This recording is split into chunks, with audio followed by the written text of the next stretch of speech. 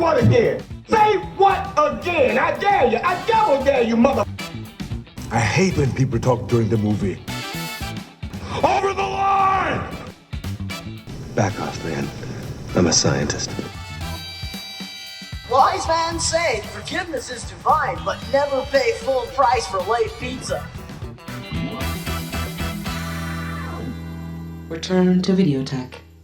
Alright, hello and welcome to another episode of Return to VIDEOTECH, the show where two dinguses break down the movies we love and share our affection for physical media with you.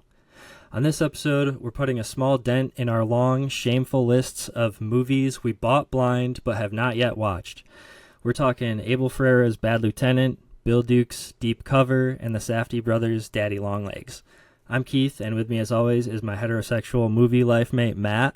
Now, Matt, listeners of the show will probably know we are no stranger to the concept of blind buying movies. We have an entire segment dedicated to it. So I guess I want to start this episode by talking about kind of our thoughts on blind buys, why we do it, why we think some people are opposed to it, and so on. So Matt, first off, how's it going? And second off, please explain to the uninitiated what a blind buy is, why you're a fan of it, and why this year you're limiting yourself. Sure, Keith. The concept of a blind buy is essentially just buying a movie that you've never seen before. Well, I think the caveat, or maybe like what's not written in the definition but implied, is that it's a movie that you hope to like. That will. Yeah, I don't really approach things like I'm going to go to a store like the Exchange and trade this stuff in. You have more of a history of trading in movies than I do. Even like someone like Zach, who has sold multiple collections and then started rebuying. Like I tend to keep what I buy as part of, it's just part of my collector experience. Like I'm not so, I need to get rid of this, even if I wasn't the biggest fan of it.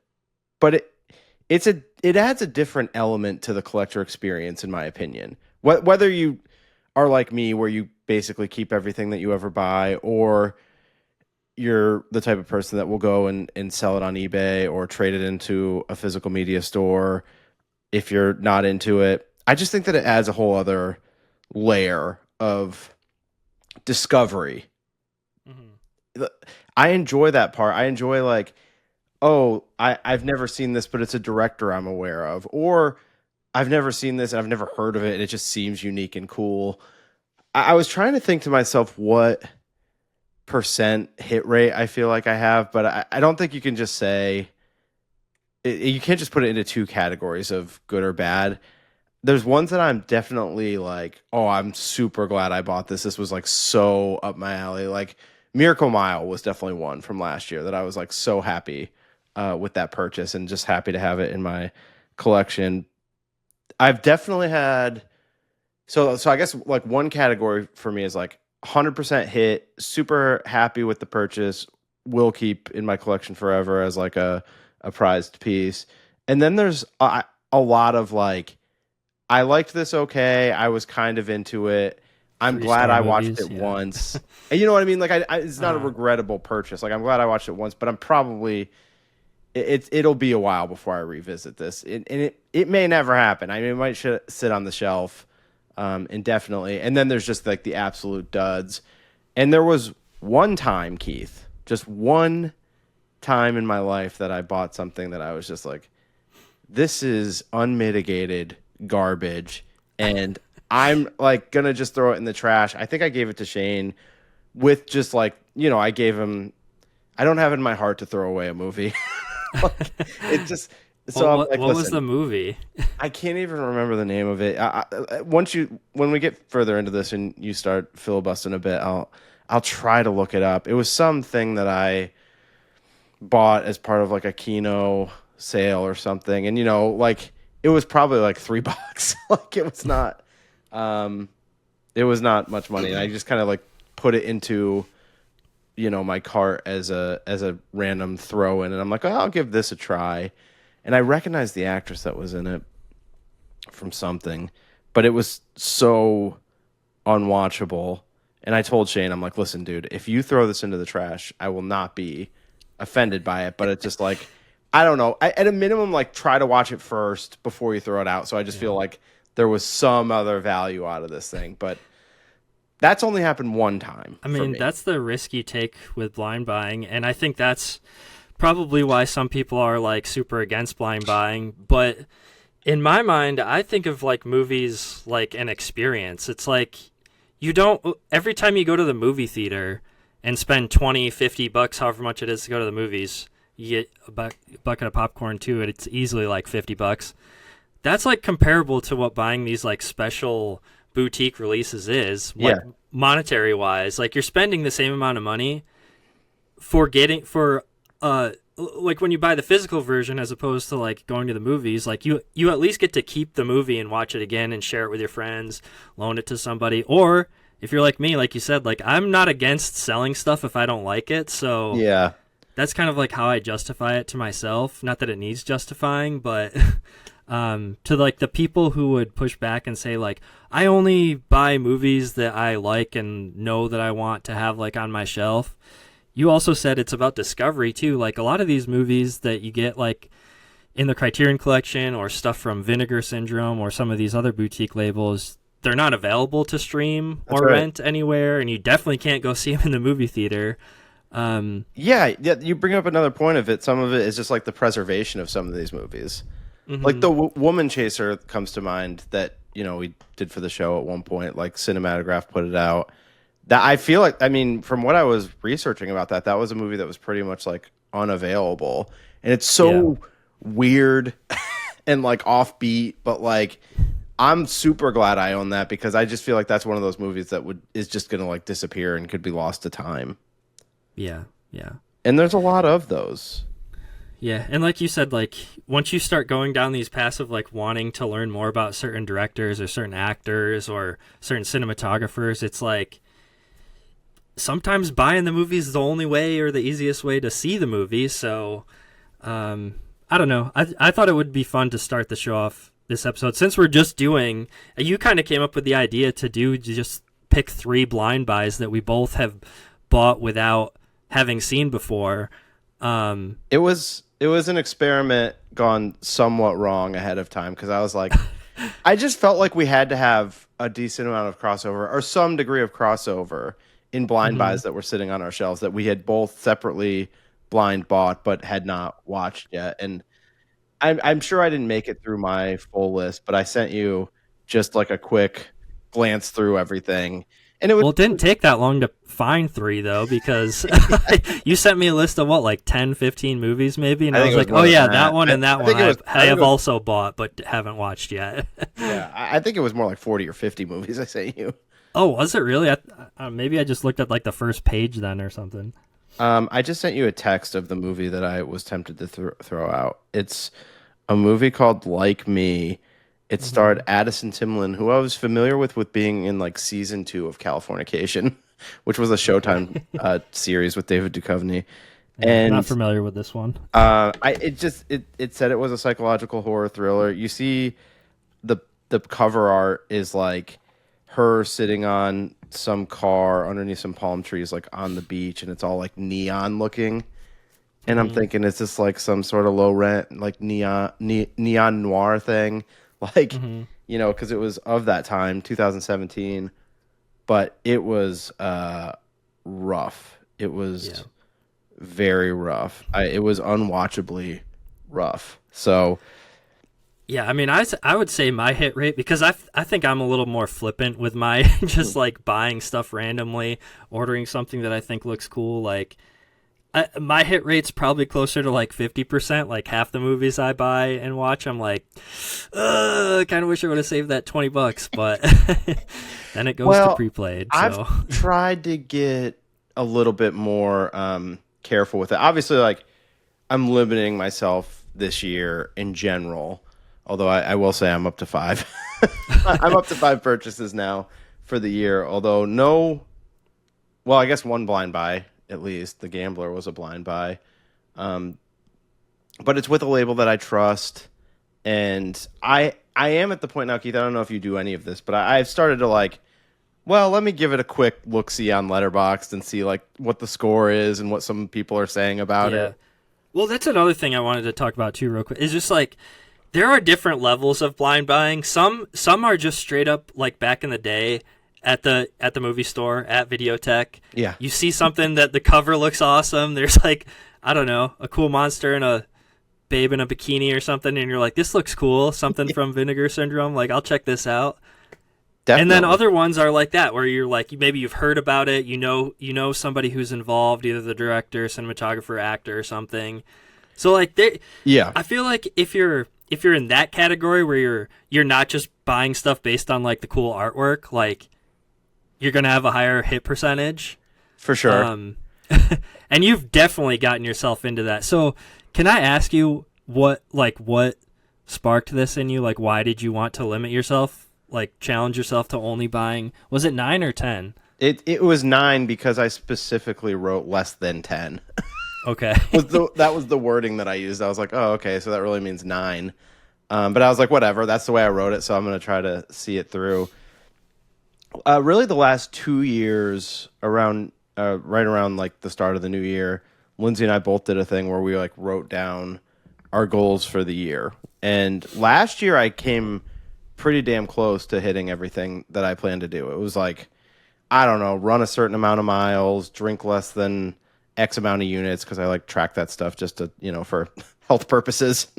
Try not to like go too crazy, which by the way, I'm drinking my last NA other half all in hazy IPA, and I'm gonna have to I'm hoping that the place has more of these because they're damn good.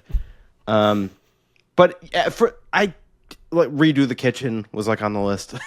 And we did most of the things on the list. So then I was like, well, this year I'm going to try to like up the things that I should do better and like limit the things that I should do less. And part of it for the movies, why having such a tight thing is to like, well, it's multi-tiered. I wish I could say that there's one answer, but there's several. One is the space. I mean, Lindsay's even talking about it listening to the show sometimes. She's just like, people must think it's insane that you're like, oh, I went into my basement to grab this movie. I went downstairs to grab this movie. I went to our living room to grab this movie. I went into the room behind me to grab this movie.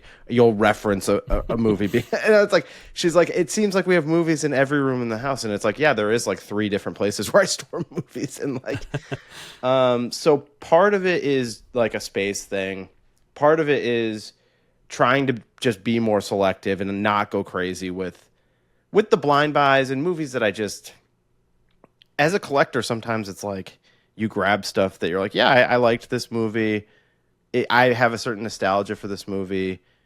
There's a completist feeling that I need to get a certain movie. But I'm trying to like cut out some of that stuff, some of that like compulsive feelings. Yeah. That's a big part of it. And just make it more special. But one thing that you do lose, the high that you're chasing in a blind buy is, I feel like you want to have that experience where you open a movie that you've never seen before. You really don't know what the deal with it is. You watch it and you're like, so it's that feeling like when you saw something in the theater the first time that was like a magical experience.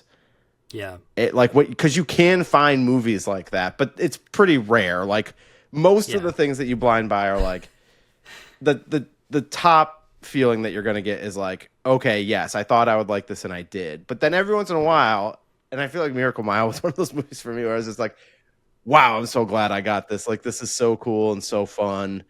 And it was such you get that, like, you're like a kid opening a present on Christmas morning. It's just a fulfilling experience.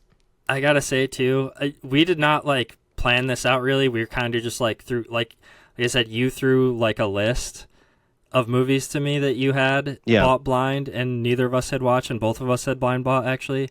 And this is not helping that addiction or that problem, because this is actually a kick-ass lineup of 3 movies that all 3 of them I was super into. Yeah. So like we'll get into it when we get to them, but like that high that you're talking about, I was like feeling that with at least 2 of these movies.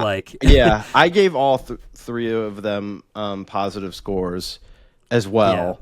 Yeah. One I think like hit for me like the most, but all three of them I was definitely digging. Yes, I think I can guess which one probably hit with you the most, but we'll I guess we'll get into that when we get into that. Do you have anything more you wanted to talk about with Blind Buys, or do you want to move into like our normal intro of the show where we talk about theater experiences and pickups? Let's pivot, because I think I'll probably say more about Blind Buys and the experience of Blind Buys, but it'll probably weave better into the whole segment on it.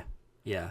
And yeah, we're not here to give like financial advice to anybody, but I will say some people have come out and like admitted to the fact of like being in like serious financial debt from blind buying movies. I don't know if you've heard any of these stories on the internet or not of like semi-famous people coming out and saying that. Like, no.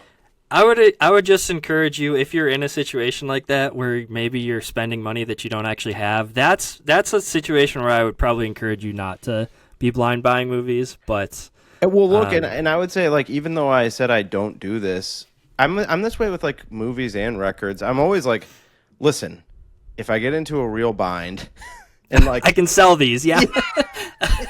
I mean, I would be lying if I didn't say that didn't come in, you know, to my mind a couple times with like buying this stuff. It's like it does still have, especially like the special editions. Like if I ever got in a real bad financial bind, I could like sell the stuff and it would, you know, give me some cushion or whatever. But I'm not in a position where I would ever need to do that at the moment anyway. So I just wanted to bring that up, because when people talk about blind buying, that's something that usually gets talked about, is like everybody kind of has their own budgets, and it's just kind of one of those things where you got to like make your own best judgment on whether it's something you should do or not. So while we enjoy doing it and it's like a segment on the show, I guess maybe just be smart with your money.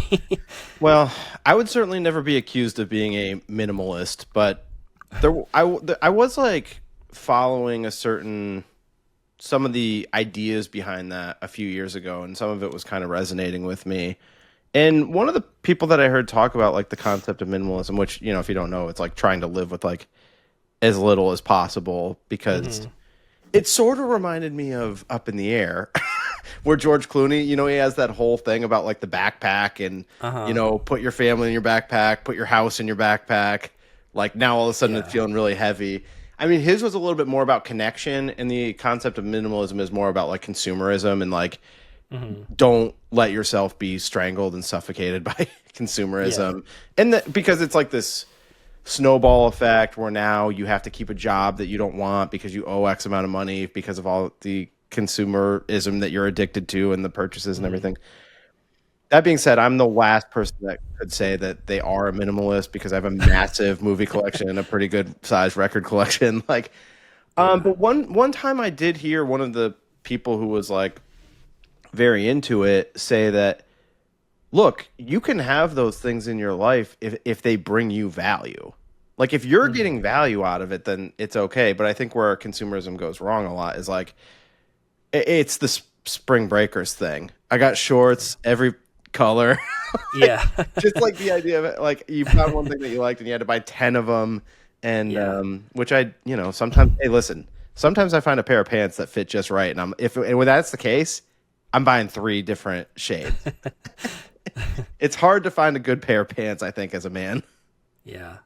I mean, you bring up a good point with the consumerism stuff. I mean, that's honestly been part of the reason why I kind of stopped making like solo YouTube videos, was because this is like a weird tangent, but like I was going to ask you about this, by the way. I mean, it's a noticeable slowdown, but I was like, listen, I'm just going to let Keith be Keith. I mean, I've been wanting to get back to it, but it's more of just kind of like an internal argument that I have with myself a lot. And I've actually talked with my buddy Bob. Shout out Bob. He's a fan of the show, or friend of the show.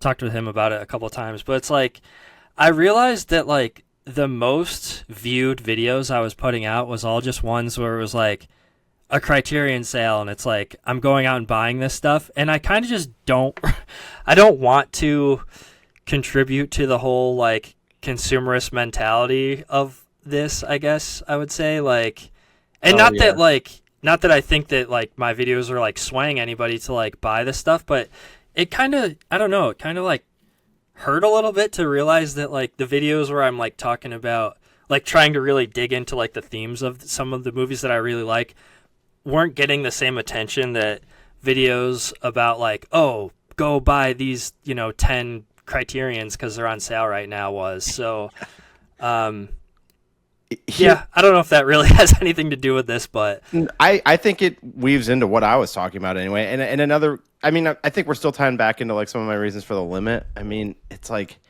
I have a lot of blind buys still, and another thing is like, well, how about I watch some of the movies I own? yeah, Before, I have like- plenty. Yeah, I mean that's the reason why we have the segment on the show is like Totally. part of the reason at least is to force us to actually watch some of these movies that we've bought and just have been sitting on our shelf for a really long time. Now that being said, I never feel like the money. Maybe I've wasted money on a few movies, but for the most part, it never feels like a waste to me.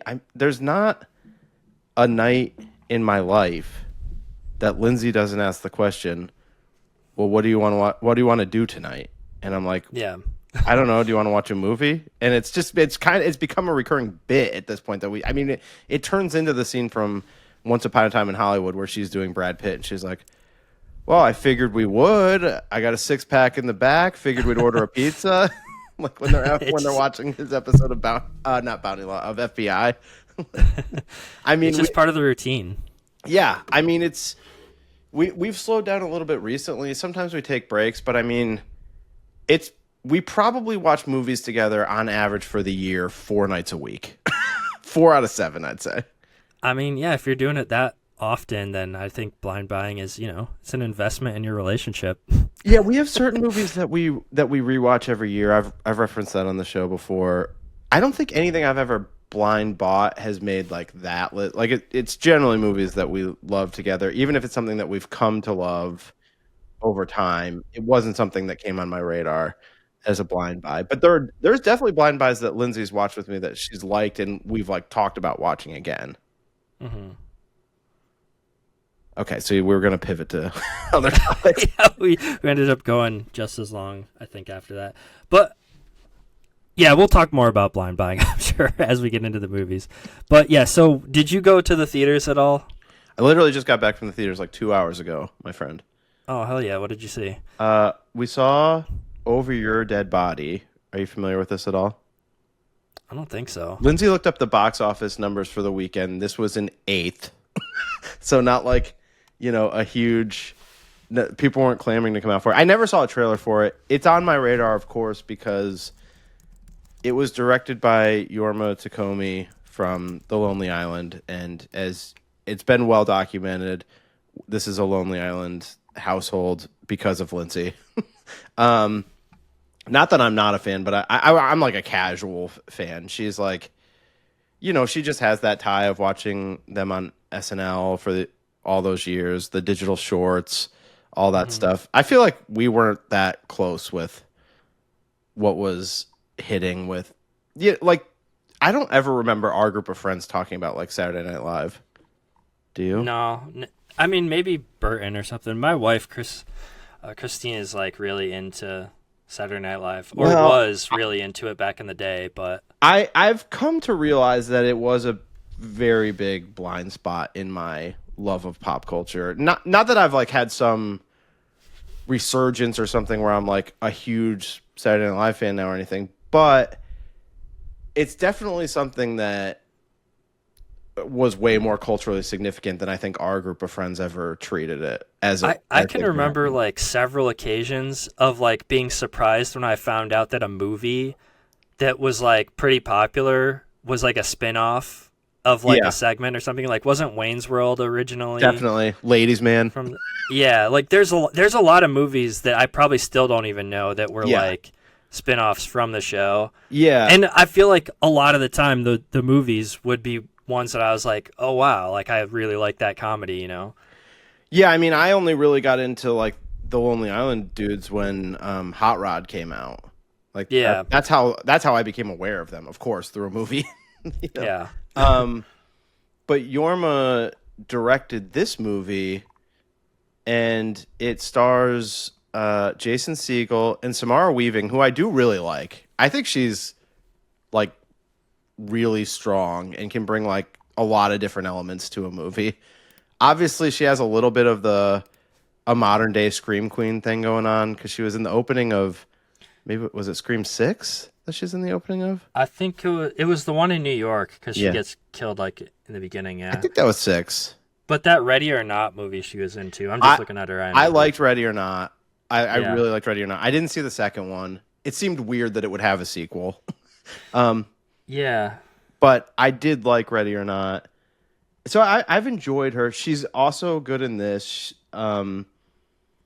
It's another, like we talked about recently, it's another one of these kind of anti-rom-com things. And it's a couple. I mean, the whole premise of the movie, Keith, is like it's a married couple who both plan to kill each other, who both plan to kill the other one as part of this like weekend getaway.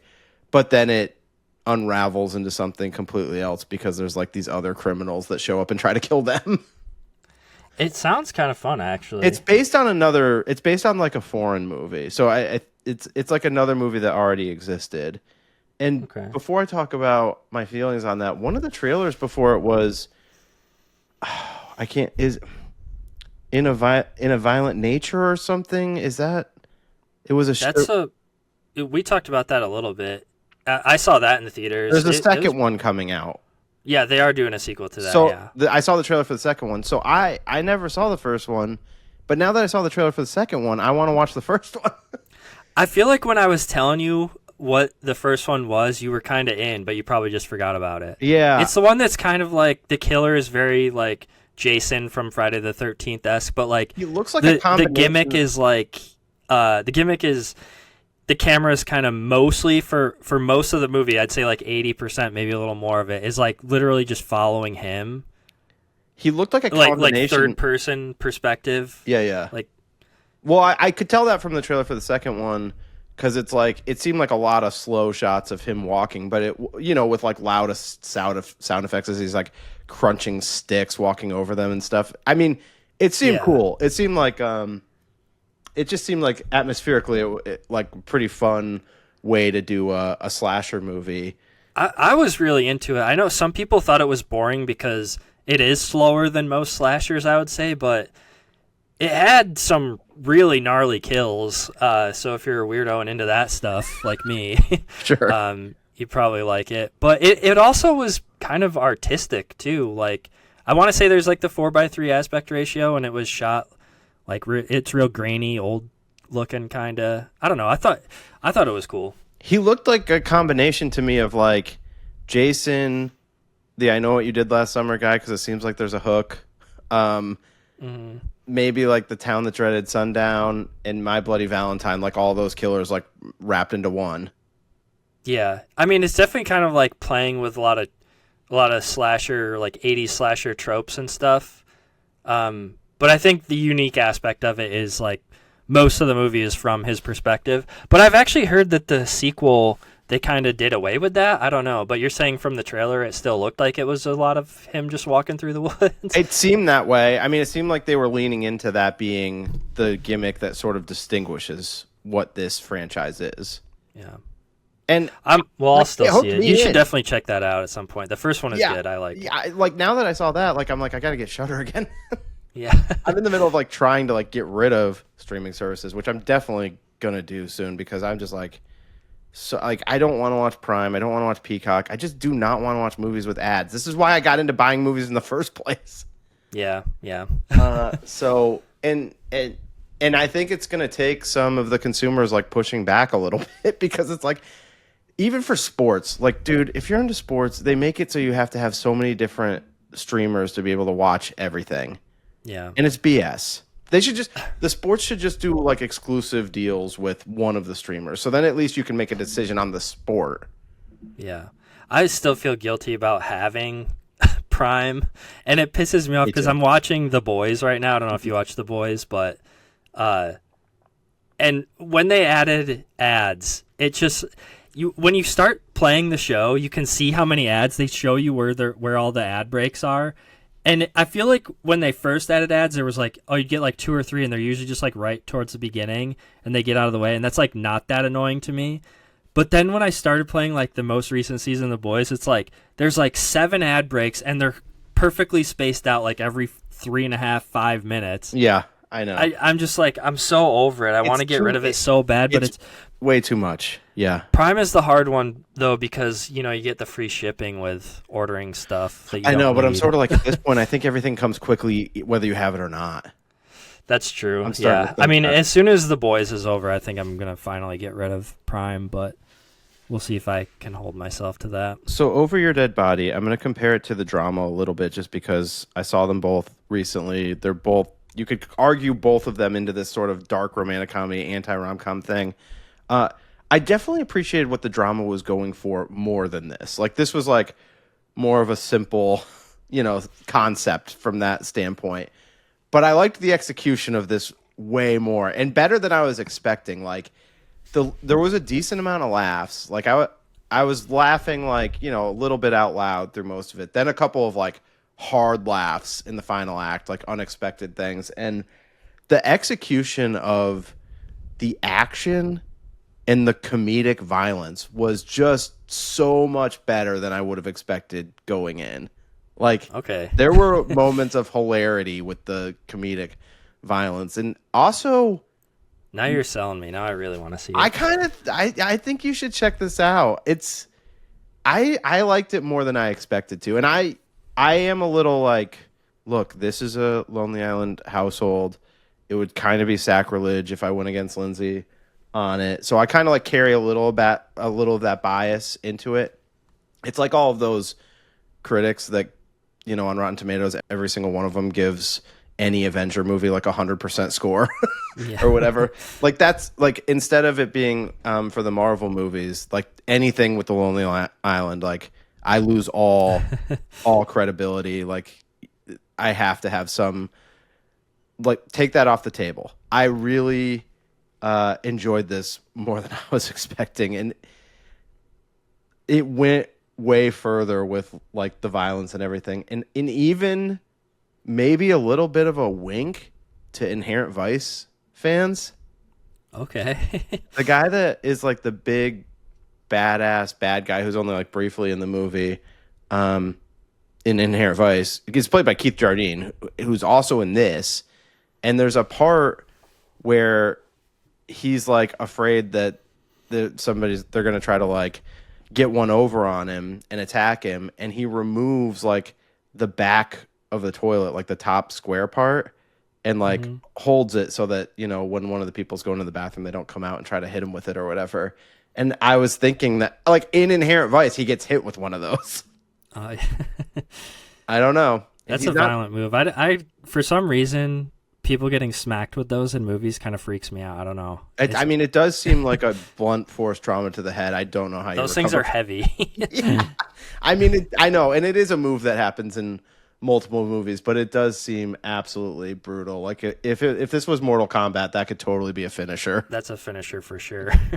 An X-ray, whatever, zooms in on your skull. I do sort of hope that you see this at some point. It's I don't know how. It's probably not going to be at the theater long. I think it had kind of a limited release. It also takes place in upstate New York, but they were filming it in like Sweden or something, which did look like upstate New York, though. It was like in the fall. Like it was a lot of shots with like. That's an ad for Corning. Yeah, there you go. Looks like Sweden. Feels like Sweden. I think that's where it was, somewhere in Europe where they were filming.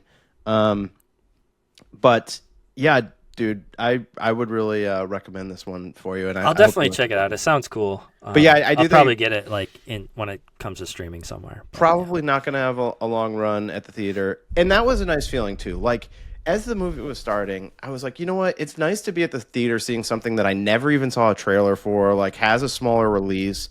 Like, I want to get out. Like, I always enjoyed seeing those types of movies in the theater, and I want to get out and do that more again. It's just some of them come and go so quick.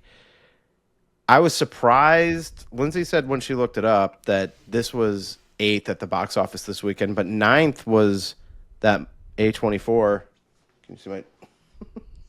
Oh, that's a cool shirt. You see my A24 shirt.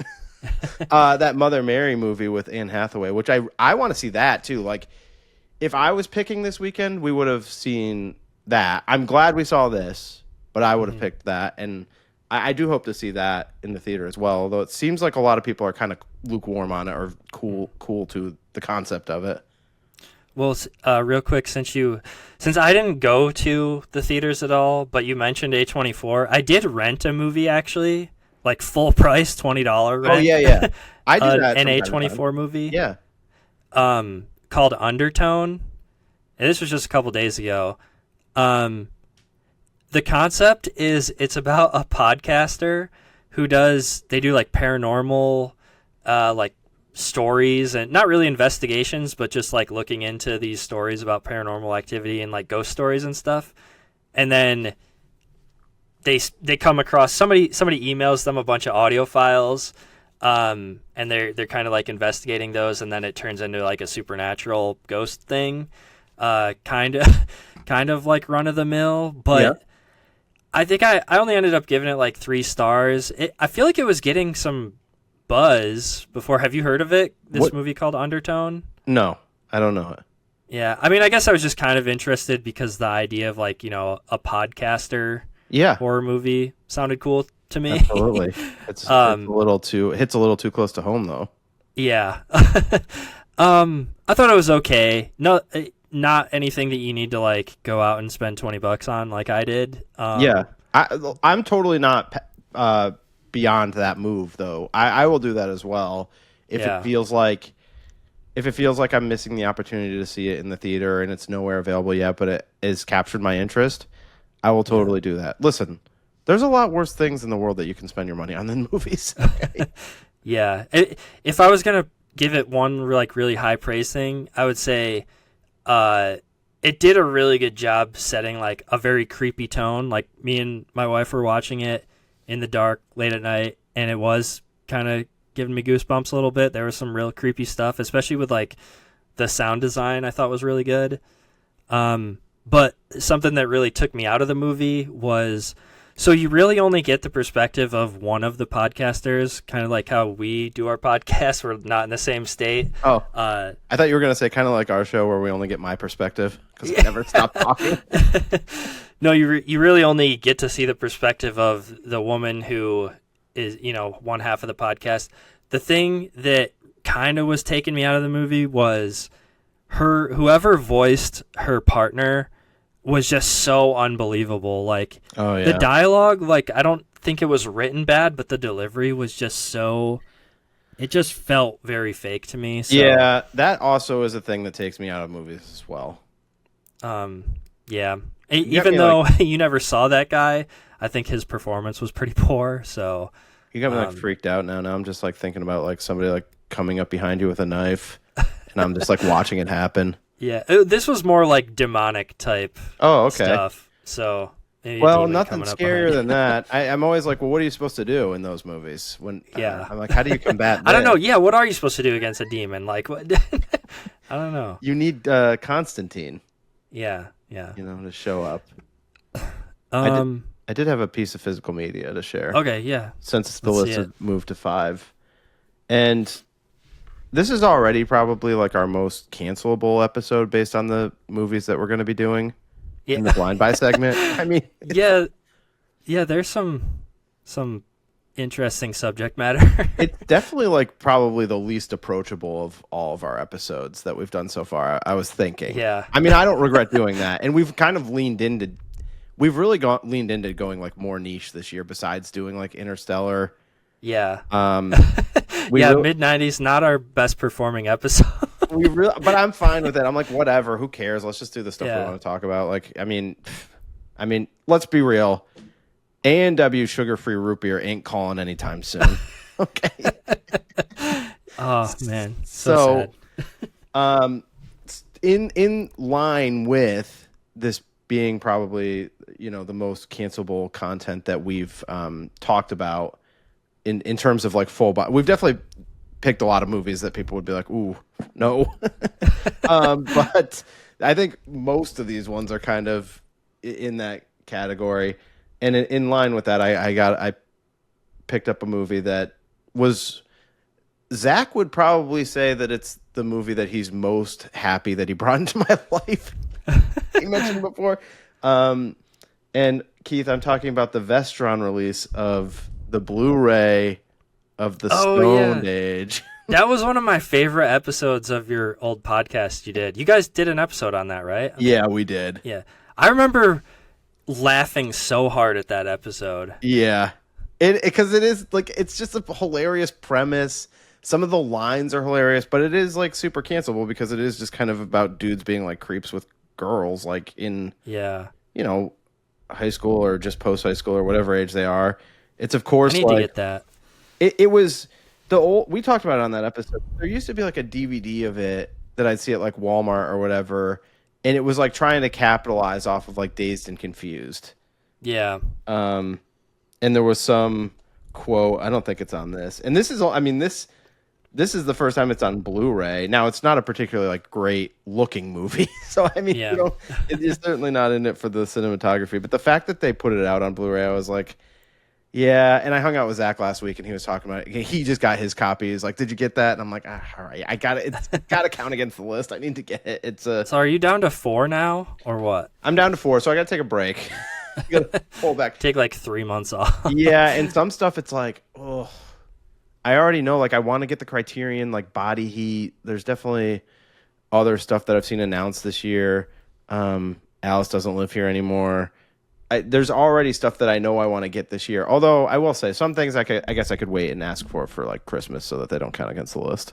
Yeah. You know, get maybe a couple. So there's a little wiggle room with that stuff. But yeah, I mean this will be the last thing. I think I want to now cool it until like midsummer. So Okay. you know, right now I'm off pace. It's gonna be a slow, not blind buy segment, but physical media pickup segment on the show for a little while, probably. Yeah, you're gonna have to pick it back up. Did you get anything else or just that? No, just the Stone Age. So 4 slots left. So real quick, I did get one thing. Well, I got 2 things, but yeah, let's take a peek. first let's show you the DVD. This is a blind buy, but I saw a video where somebody was comparing this movie, Paprika, to Christopher Nolan's Inception. Interesting. Saying that this is like an animated version, or at least some scenes in this were like heavily referenced in Inception. So I don't really know much about it. But you haven't other watched than the this fact yet. that it's directed by this guy Satoshi Kon, who did Perfect Blue. Oh, So yeah, this yeah. is like a Japanese Gotcha. animated movie. So you probably maybe wouldn't be that into it. Well, I know people love Perfect Blue. I mean, I've never watched it, but I know. Although, yeah, Perfect Blue is fucking awesome. So this is another one by him. I'm gonna be watching it pretty soon here. But yeah, Yeah, I listen. don't know. Apparently, there's some heavy influence from this on Inception, I guess. Well, at a minimum, that interests me. So you'll have to let me know if Yeah. that. I guess it's something about people going into other people's dreams, as one does in movies like The Cell and Sure. Inception. Yes. But yeah, I don't know. Looking forward to checking that out. But Totally. also, I just want to just show off real quick. I don't know how I'm gonna do it. I guess I could turn the camera real quick. Please. But you you already saw this. yeah. Here, Well, come on. I'll We need stand to. up and try to move the camera and see It's if always- I can get it. Yeah, it's always fun when you go mobile. It's a little bit like MTV Cribs. So if you look in the corner there, Yes. I got my. Maybe I'll just pop a picture up of it. But No, it's I- a Mortal Kombat legit 90s video store standee. And I don't think I could be any more stoked. It really, About it's like doing that something rug for in my the Big room. Lebowski. It really brings the room together. Yes, exactly. So everybody look on with jealous rage. Absolutely, it's happening. I can feel it. It's pulsating through everyone's earbuds right now, or however you're consuming this content. All right, I think that does it, right? You don't have anything else to No, show? let's get right. into it. All right. Do you want to take a quick break, or do you want to go right into... Quick break. Okay, Matt, I wasn't going to drink this episode, but considering the subject matter of a few of these movies that we decided to watch for the first time, I don't know, maybe a Topo Chico margarita That seems will do me well. appropriate. Yeah. Yeah, they're not like, I don't know if heavy is the right word, because there's not like a lot of sadness in these movies. It's just like a lot of intensity, a lot of intense feeling. Yeah. Guys, really. Like there was some crossover of the three male characters that were being focused on, like in totally different ways, but I would say that they all sort of struggled with authority. Like, Yeah. seemed I to could be, say they're all, in some ways, unlikable protagonists. that's true, and all kind of like lost in trying to find themselves or find their way, or in some of the cases it seems like maybe all three of the cases they're too far down a path of recovery. Yeah, I would agree with that. I think there's definitely some weird crossover in that sense, or some unexpected, especially because I just said, here's a list of movies that I've blind bought, and you tell me if you have any of them. And so the fact that we came up with three that end up having some weird crossover, and I don't know, is there something psychological to the fact that neither of us had pulled these off the shelves to watch? I don't know. Like what? Yeah, why- maybe. I feel like we're both definitely drawn to movies like this with unlikable protagonists that maybe have stressful, anxiety-inducing situations that you're seeing the characters in. Like, we're drawn to those movies, but maybe you just have to be in the right mood to watch them. I don't know. Well, it is true, and I mean, by the time we get to Bad Lieutenant, it's like, Lindsay was sitting in for some of this stuff, and let's just say Bad Lieutenant, I think she would have preferred to be out of the room. Yeah, there's some stuff in there that I was very surprised to see, even though I've kind of been getting a little bit more into Abel Ferrara's movies recently. Like, I just watched Miss 45 and Dude, speaking of weird, crazy crossover, our first movie, Daddy Longlegs, the Safdie brothers movie, has Abel Ferrara in it. yeah. I had not seen, obviously I hadn't seen this. This was a blind buy, but we talked about Marty Supreme in our top 10s, and Abel Ferrara shows up in that as like a quick cameo too. Well, no, he's actually a character in Marty Supreme. Daddy Longlegs was just like one quick scene, but it was cool seeing him. I was surprised when I saw him. I was like, we talked about the whole Marty Supreme thing. I was expecting that to be the first time that he was featured in their movies, because I mean, this movie barely has like people that you'd know to be actors in it. I mean, the main guy is that Ronald Bronstein or whatever, who like has wrote a bunch of movies with the Safdie brothers. Yeah, That's who plays the lead. But I was stunned that Abel Ferrara was like in this in just a cameo role. I mean, that was. Yeah, I wish I had done some research to figure out like what the connection is there. Other than, I mean, I guess I'm just assuming that they're, big in the independent New York film scene. So I know they had done a few shorts before this. I think this maybe was their first feature length. I thought it was as well. They have a couple movies like in between, like Good Time and this, at least one or two movies that I don't think I've ever seen. Like I've never seen Heaven Knows What. And then don't they have another one that Criterion put out? So before Daddy Longlegs, they did like a bunch of shorts, like 7 or 8 shorts. Yeah. And there was one feature length called The Pleasure of Being Robbed, which I haven't seen, don't know anything about it. Same. And then after Daddy Longlegs, I'm looking at Josh Safdie's IMDb. A lot more shorts. Another full-length feature called Buttons comes out in 2011. No idea. And then another 5 or 6 shorts, and then they do Good Time, and that's where I first was introduced to them. Was Good Time. What? Not on the list? I thought they did that. What's that? I thought there was a movie called like Heaven Knows What that they were. Oh yeah, that comes out right before us. Sorry, yeah, that's 2014. Jeez. Yeah, I have not seen that. Have you seen? No, I have not seen it. So I basically haven't seen anything that they did between this and Good Time. Yeah. I guess initial thoughts on the movie. Well, can I just say, like, I feel like there's also watching Bad Lieutenant made me feel like that was a big influence on Uncut Gems. Like, did it not feel? Yeah. Like, the fact that they were tying into this, and it just ties back to this because then Abel Ferrara's in this movie. Yeah. I was feeling like a lot, like that presence was all hanging over me in these viewings. I'm like this concept of Uncut Gems having a somewhat similar concept to Bad Lieutenant, and then I'm watching the Safdie brothers from 2009 that has Abel Ferrara in it. Like, yeah, it is like a web of like one movie influencing another movie, or Abel Ferrara influencing them with some of his older movies, like you said, Bad Lieutenant. I'm sure. I guess maybe if people haven't seen Daddy Longlegs, we should explain what it is real quick. It's a very small movie.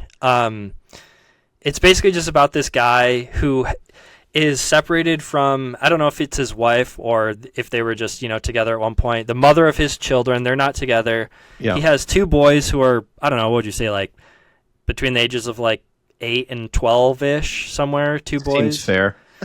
I'm not a good gauge of these things. And you learn through the movie that they're visiting him for, I think it's like a 2-week period.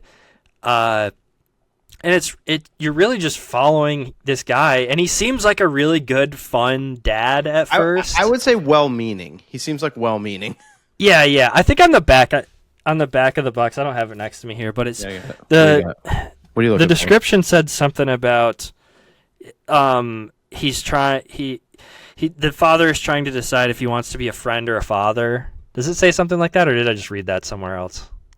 I'm trying to scan. I mean, you know how these damn Criterion descriptions are read. I mean, it says, mining the emotional sense memories of their own fractured childhoods, Josh and Benny Safdie craft a, by turns, empathetic and disquieting portrait of parental dysfunction poised between fierce love and terrifying irresponsibility. I'm not getting to the part where... Okay, yeah, I must have read that somewhere else. Sometimes I think the descriptions are just like very, I don't know, a little highfalutin. Sometimes I feel like they're a little overwritten. Yeah, a little bit. I get what they're going for, and I mean I enjoy it, and I like the I like the pretense, but so as the story plays out, things start happening where you're like, why is he doing this? He's making some very poor decisions as a father. Well, it is very early on because it does start off where you feel like you want to root for this guy.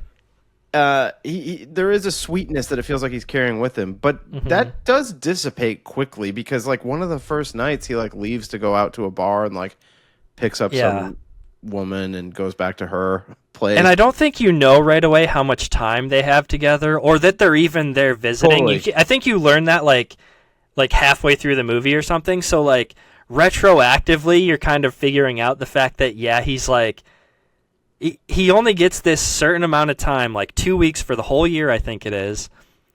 But he's spending all this time going out to bars and like hanging out with his friends. He's bringing his friends over and like smoking cigarettes in the bathroom while his friends watch the kids and like going out to do stuff, getting the downstairs neighbor to watch him while he goes and hangs out with his girlfriend or something. And it's a who's who of horrific parenting decisions going on, and it gets particularly anxiety inducing, and I would say like the final third. When do you want to spoil this or no? I think I'm comfortable with it being spoiled. It's almost a 20-year-old movie, although it's a pretty niche movie too. Yeah, I mean, I think the only people seeking this out are either like big time Criterion collectors or big time Safdie brothers fans. Yeah. So, if you haven't seen it and you don't want to know like what happens close to the end of the movie or like for the final third, maybe skip ahead. But basically, there's a big thing happens where he gets called into work. He's a projectionist, which is kind of a cool aspect of the movie. It's not like a major part of the movie, but he gets called in to do something at work, and he decides to sedate his children with some sleeping pills or something. That was like hard to watch. The absolute worst thing I think you could do as a parent. It's not even like, I mean, obviously any version of this seems bad, illegal. You should be like, you know, like completely. And they have a doctor show up and basically say, if I weren't your friend, I would call the police. Yeah. But yeah, I mean, it's not even like Xanax or something. It's like sedatives. Yeah. I had to look up what the doctor said too to see if it was a real thing, because the doctor's like, they're like, well, do we need to take him to the hospital? The doctor's like, no, you just need to wait. He's in like stage 4. They're in stage 4 sleep or something. And I Googled it right away. I was like, is that a real thing? Apparently stage 4 sleep is a real thing, but it's just like a part of REM sleep where you're just deep asleep. It's not like a thing that they would diagnose you to have. At least the minimal amount of research I did. It does seem odd that he's like, well, they might be in this for 2 days or they might be in it for 2 weeks. Like, it's like, okay. Like, so it's one of those things where it's like, it is similar to Uncut Gems or Bad Lieutenant, where you're like, this guy who's the main focus of the movie is doing this stuff that is just like baffling, and you're like, why are you doing this? Well, yeah, Marty Supreme is that way as well. Yeah. So, I mean, yeah, like you said, I think Abel Ferrara and his style kind of like had an influence, at least Bad Lieutenant. I'm trying to think of if any of his other characters of any of his movies that I've seen are like that, but another tie-in to upstate New York in this movie as well. Well, you know that one of the early nights that I was referencing, he decides to leave the kids at home and go to a bar and like hooks up with some woman and like goes back to her apartment, stays the night there, and then he's talking to her and she's like, oh yeah, I'm gonna go upstate, and he's like, oh, I'd love to go. Oh yeah. Why don't I bring my 2 sons with us? And then it turns out like it's like her boyfriend that's... Oh, I was kind of confused at first. I was like, is that guy her boyfriend? I don't know how... Obviously, it doesn't seem like their relationship is that serious, but that guy's saying things like, oh, I thought we were going to go up and spend time together. But still, just a massive big balls move for both the main guy and the girl to just be like, oh, yeah. All right, we just slept together. I'm going to go bring my kids with you and your boyfriend to go upstate. I don't know. A cool thing about this movie is it almost feels like a 70s movie in that way, where it's like there's not really much moving the plot along. It's just like stuff happens. Well, I saw a lot of people kind of comparing this movie to Cassavetes movies, and I was like, oh yeah, I totally see that. Like, because it's just a series of like weird scenes that happen. It feels very gritty and raw and emotional. Mm-hmm. I also like made the note that this sort of feels like a rough draft of a Safdie Brothers movie, you know, where it's like not as polished as they'd go, but probably a little bit more experimental too. Yeah. A lot of like handheld camera and shaky, and yeah, it seemed like they probably had a very small budget, but I would say the look of the movie is cool though. Like it's very grainy, and I just like that look. It has that like 90s documentary style look to it, that but sharper than that too. Like it was kind of reminding me a little bit too of that movie Prince of Broadway. I don't know if you watched that one or not. No, I think that was the other movie that I thought they did not do that. They did not do that. And who directed Anora? What's that guy's name? Oh, Sean Baker. Sean Baker did that one. Gotcha. Okay. That's another one. It came out around the same time though, like 2009, 8, somewhere around there. Also about a dad, an unprepared dad. Well, it's just weird because unprepared in this, like, there's times where it feels like he wants to take care of his sons, but then there's other times where it's just he's just completely neglecting them. Yeah. And then you said that none of these movies were very heavy, but I did kind of find the end of the movie to be heavy. Like, that's true. So the very end of the movie, we're still spoiling it, by the way, if you're checking back in. Check back out. So he goes and picks his kids up at a time when he's not supposed to. Like his 2 weeks is over with. Yeah. And he goes and picks the kids up, and he's not supposed to. And they get back to the apartment, and his friend is there, and they're like packing it up to move, right? Right. And you're like, what is going on here? Is he like kidnapping his own children? That's kind of what was going through my head. I don't know what was going through your head at this point, but I wasn't sure what to think because none of this stuff feels this guy is not reliable. Like whatever his plans are, they're going to change on a dime, you know? Mm-hmm. So it's always hard to tell what's going on. I mean, it feels like he could be getting evicted. Like, I mean, like Yeah. anything is on the table. You just can't tell what he's going to do next. He's just not. I mean, he's like a teenager. He's just kind of fly by the seat of his pants. He's like you said, he's just kind of doing stuff. Doesn't like remember when he's supposed to be at work, which I'm pretty sure like when that scene when his boss calls him and they're like showing shots like back at his work, aren't like both the Safdie brothers in those shots? At least Josh, maybe, I'm not sure. Many as well. Do you remember? But yeah, I don't know. One other cool, interesting. Do you know who Casey Neistat is? He was I saw in the credits. I didn't look this up. I just saw it in the credits. He was a producer on the movie. He's a big time YouTuber. Oh, really? Like early generation YouTuber. Yeah. Oh, fun. I don't even really know much about him, so I probably shouldn't have even brought it up. But I just thought it was cool to see his name there. I was like, oh, what's Keith going to teach me about here? Nothing. Well, I think he loosely like isn't in the world of movies and producing and stuff, but okay, good for him. He's never, as far as I know, I don't think he's ever like directed a feature film or anything. But he just look him up on YouTube, Casey Neistat. He's like one of the OG like he made really cool creative videos just about life and stuff. Oh, interesting. But he's a producer, and I just thought that was cool to see his name. It's like Baz Luhrmann, the "Don't Wear" or "Remember to Wear Sunscreen" song. I'm not getting the reference. Okay, you don't remember the "Sunscreen" song by Baz Luhrmann, the director? I don't think so. Well, do you remember the song "There's No Sex in the Champagne Room" by Chris Rock? Yes. That was a parody of the Sunscreen song. Okay. Yeah. No idea. Okay, good. Then we're both talking about things that the other one knows nothing about. This is where all the right. gold On that happens. note, maybe we continue on to our second blind buy. Yeah, sure. I mean, if there's other stuff from Daddy Longlegs as we move along to weave in, it makes sense. But it's just like a broken narrative movie. Mm-hmm. I guess we didn't mention the insane thing with the giant mosquito.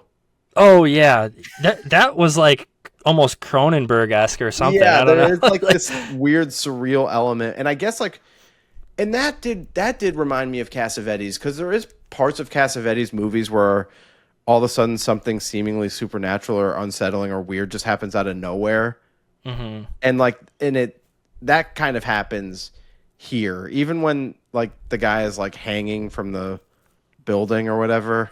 Like, Yeah. it's just like, I've what are you only doing? seen a couple Cassavetes movies. I've seen The Killing of a Chinese Bookie and A Woman Under the Influence, and I don't remember any moments like that from those movies. But Love Streams is one that I remember okay. being kind of like weird as it gets to the end.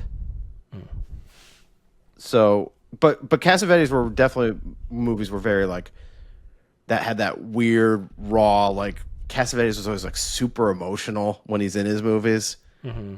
Just sort of a wild like auteur director. Yeah. Like just I need to look crazy. at. I need to watch more of his movies. I have a box set of his both of those movies I mentioned, A Woman Under the Influence and Killing of a Chinese Bookie, are in the box set, and there's like 4 more movies in there that I Yeah, need to he's watch. in the movie Husbands. I can't remember if he directed that or not. I think that's one of them in the box set. That so I think he movie, his directed it. performance in that movie is just like unhinged too. Like it's always the same. It's always like kind of the same. Yeah, he did direct that as well. Husbands, I like. Husbands, like loose. There's like a loose influence from Husbands on the Darjeeling Limited, which we were talking about last episode. You're selling Okay. me. So you want to get into Deep Cover a little bit? Sure. Yeah. Pull that over. So, first off, just a really sick cover. Definitely. I think when I blind bought this in one of the Barnes and Noble sales, it was literally just off the cover. I was like, "Holy Yeah. shit!" This definitely has like massive blind buy appeal. I wish I didn't get like such a glare from that overhead light. Yeah. But the massive blind buy appeal that you get from artwork like this, it's just like a kind of a animated version of Lawrence Fishburne with like $100 bills floating all around him. Just says Deep Cover above his head, and it's Yeah. all like kind of purple background. It's just like you're just like mood. Yeah. Total mood movie. And total mood, here's a underrated not oft discussed part of the physical media experience. Whatever the background is on the menu screen. Oh yeah, I took a picture of that and posted it on Instagram when I watched it. Yeah. So I was like, this is one of the best. Like, we don't get, like, since DVDs have kind of like died, we don't really get a lot of cool menu screens like that anymore. I mean, Criterion and the boutique labels try sometimes, but some of them, yeah, because some of them just have a still frame like picture, and then some of them have like things that it's a little bit more going on, even if just for like 30 seconds or whatever, or a couple minutes, and then it recycles. But this one was awesome. It was like LA at night. Yeah. And this movie came out in 92, which I also think Bad Lieutenant came out in 92, which was interesting. Oh, I didn't make that connection, or I didn't see that. So that's cool. But like, Lindsay's talked about this a lot because I think it's like an old. I think it even predates rewatchables. It's like an old Bill Simmons thing that like probably that same group of people that used to always discuss. But it was like the concept of the last 5 years of a decade and the first 5 years of a decade, like that 10 years being more in sync with each other and more emblematic than the actual like 1990 like 90 to 99. Yeah. And I do think that like the more and more I've watched and paid attention to that stuff, I am like, yeah, that is a good take, because this is, it does feel more 80s than late 90s for sure. Totally. And I think I have noticed that more and more. And like when you get into the late 70s, it does start to feel more like there's definitely like a blur of 70s and 80s between like 75 and 85, and then this does feel more like 80s becoming 90s, but still with a heavy 80s influence. And I was like, all right, this looks sweet. Of course, like LA at night, it's going to be another LA crime movie, which always works. It's like a recipe for success. Just have a crime movie take place in LA, and you're already on a good path. But then the movie opens up in Cleveland. Did you notice that? I did not notice that, no. Yeah, when he's a kid and there's the whole thing with Santa Claus, which, by the way, you never hear anybody ask, is Deep Cover a Christmas movie? That's true, yeah. I did, yeah. I guess I did notice that there's a lot of snow on the ground where they're pulling up to a liquor store to get robbed. Yeah, it's a little bit of a Silent Night, Deadly Night type opening to Deep It is, yeah. Although it's like the first Lethal Weapon movie also opens with like a Christmas thing too. So I don't know. Maybe this was a little bit of a trope. But yeah. And then, so he has something kind of horrible happen to him as a kid. There's like a whole crime that happens right in front of him. And then he's like growing up to become a police officer. And the movie cuts to Cincinnati. So we've gone from Cleveland to Cincinnati. There's definitely some not so cool things being said in terms of like his whatever's going on here. There's like some sort of test to be a cop, and I was like, this was sort of reminding me of The Departed. Like I feel like that's like a big one that I was thinking about the whole time, because I mean, not just being like a movie about like an undercover cop, but like kind of a lot of like the overall themes of the movie about like how it's kind of just hopeless. Like the guys at the very top that that the undercover cop is trying to go after is actually an informant. Yeah. So when you get to that point, you're like, wow, this is really like The Departed. That is true. So yeah, you're right. You took it even further than me, and that's a good point. But like the part where he's first interviewing with that guy who's like his superior the whole movie, who I don't know that actor's name. He's in like The Untouchables. He's like the nerdy. He's like a Rick Moranis looking motherfucker, and he's saying some shit that is like insane. He's in American Graffiti as well. He's like always a nerd, but yeah, he's definitely saying things that are like not insane cool to hear. Yeah, exactly. And when we talk about like things being super cancelable, his whole interaction is very cancelable. But like, yeah, I don't know that actor's name. He's been in a bunch of stuff. You want to do a quick look up? I can look him up real quick. Yeah. Like I said, I mostly knew him from The Untouchables and American Graffiti. But he's in this movie. I mean, he has quite a few lines. so I always knew The Departed to be like a remake or reimagining or whatever of that Infernal Affairs, which is a blind buy that I've still never watched but plan to at some point. I have that. It's pretty good. It's almost like not quite shot for shot, but it's pretty close. So like I've always known The Departed to be that. So I never really considered it like taking from other things, but it feels like this interaction is very similar. You know, the whole thing that you're talking about with the things that he's saying where he's sort of sizing up the Lawrence Fishburne character, and he tries it with another character before that and it doesn't take. It seems very similar to the interview scene with Martin Sheen and Mark Wahlberg, where they're like talking to him about like growing up in Southie and you know like what it takes to really be able to go into deep cover. I mean, I was getting such hints, such notes of that. Yeah. I mean, it's like what they're saying is like super messed up, but it's like you said, it's kind of like a test to see the reaction. Yeah. Because I mean, if they're looking for somebody to be undercover, it's got to be somebody who can like keep their cool. So definitely, I think that's the test, but it's still hard to hear. And it's obviously a different version of it, but they're doing that to DiCaprio in The Departed as well. Yeah, exactly. Trying to like get a rise out of him and say like harsh things to him. I don't know. That was like, that really struck me. I was like, wow. I feel like there had to be a little bit of influence from this. And Bill Duke, by the way, is not someone who like, I don't really know his other. I mean, I only really know him from the guy from The Predator who shaves his face or his head with no shaving cream. Yeah, which by the way is a badass move. Oh yeah, just shaving with sweat. Yeah, isn't he also he's also in American Gigolo. Yeah, I think he's actually directed quite a few other movies too. Just seems like a cool guy. Absolutely.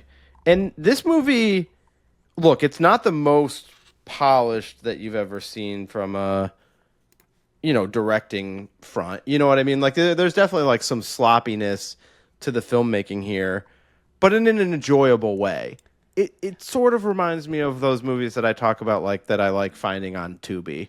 But I feel like the sloppiness, I wouldn't say it's like sloppily directed, yeah, but it does feel weird given like the setting and the vibe and the fact that it almost also kind of feels like a 90s noir where it's like you got the voiceover from Lawrence Fishburne and he's like talking about it and he's like this kind of grizzled he's not a detective, but he's undercover cop. Speaking of like voiceover. Oh, I lost you. Sorry, I muted myself for a second. Yeah, everyone started rejoicing. Speaking of voiceover, though, like, Martin Sheen, speaking of The Departed, him and Lawrence Fishburne are in Apocalypse Now together. That movie's heavily Martin Sheen doing the voiceover narration in that. And then now we have Lawrence Fishburne doing the voiceover narration in this. And I do feel like it's a weakness of the movie. Like, I don't think that the voiceover narration sounds great through most of it. Yeah, it does just feel a little goofy considering, the rest of the vibe of the movie. Another weird Abel Ferrara connection though here. The same, I guess it's not really a connection, but kind of the same cinematographer as the guy from King of New York. His name is Bojan Bazeli. Okay. Did you look that up? Who's done a lot of really cool stuff. The Ring, as mentioned. King of New York, Mr. and Mrs. Smith. That's eclectic. That's quite a mix of movies to do. Yeah, Pumpkinhead. All right. Yeah, this dude has range. Sounds like something you would assign me for homework. Anyways, I just thought it was cool because I had recently watched, or I started rewatching King of New York with the Abel Ferrara audio commentary on because I found that clip on Instagram that I sent you guys. I don't know if you saw that or not, but his audio commentaries are hilarious, by the way. Also, did you find that actor that I was talking about or not? No, because he's not pictured. I got him. It's Charles Martin Smith. He plays DEA agent Jerry Carver in the movie. Okay.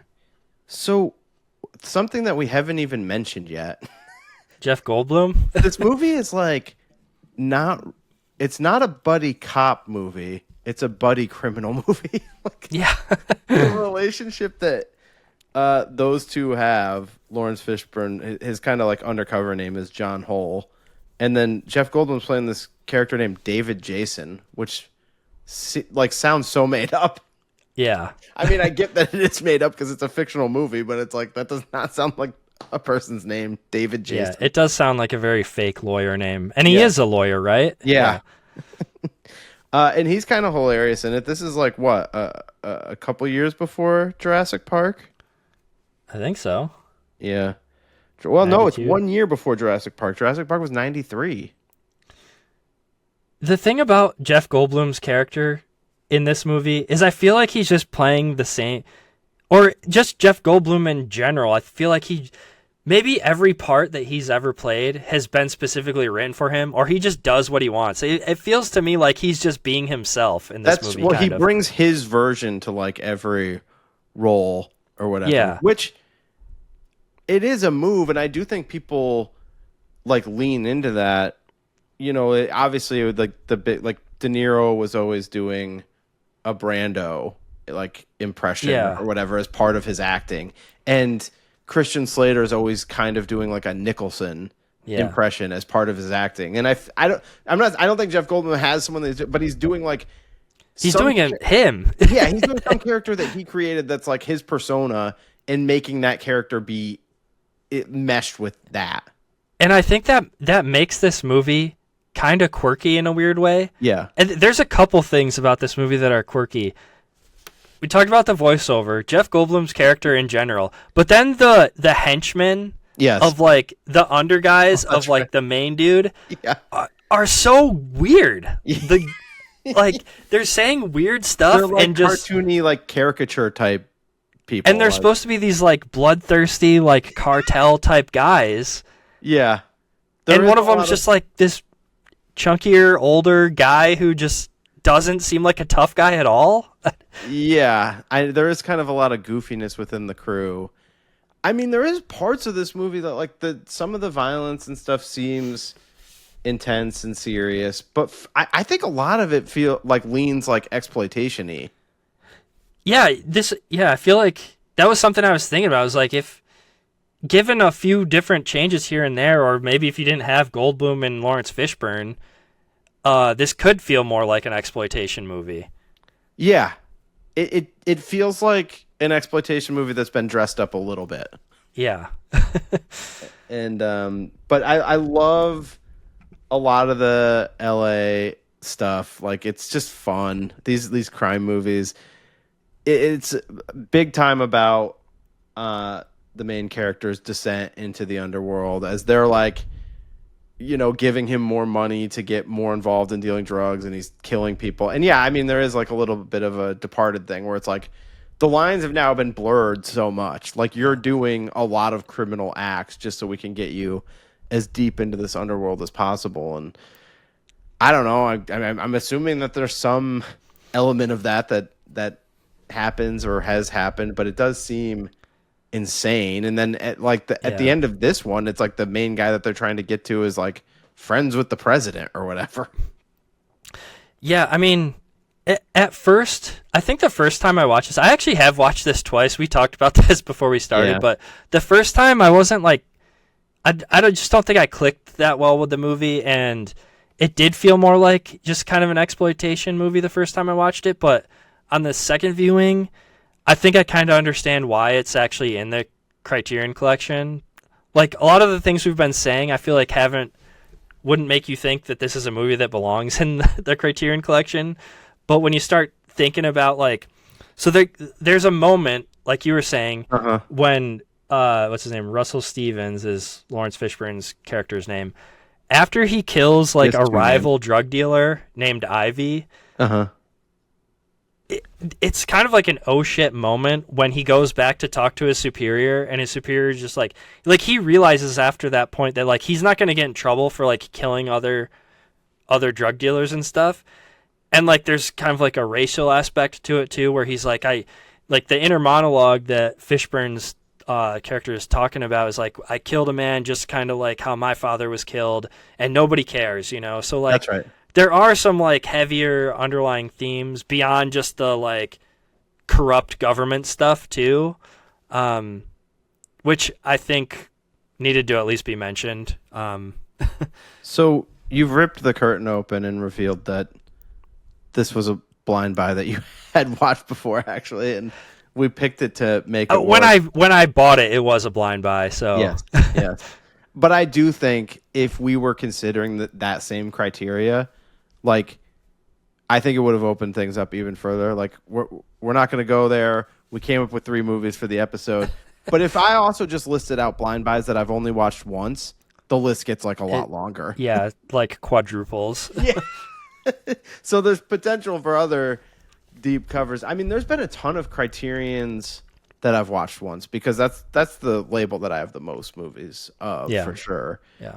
And you know, there's just been a bunch that I've only watched one time and probably plan to watch more. We just had people over yesterday, and the guy was asking me, you know, who I don't want to name by name because I don't know if he wants to be affiliated with this. No, that's not true. I've mentioned him before. It was Matt Manzo was over, and he was asking me about the Criterion Collection, and he was like, "Is it like the best movies?" And I'm like, "No." It's like sometimes yes, like the movies like Network and Raging Bull and like Citizen Kane that they've been able to get and put out, Silence of the Lambs. But there's a bunch of stuff that's just like was culturally significant for a certain era, or even sometimes I just feel like it's movies that they're just trying to like revive and keep alive and keep going.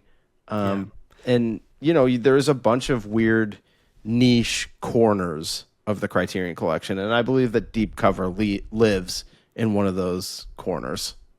Yeah. Yeah.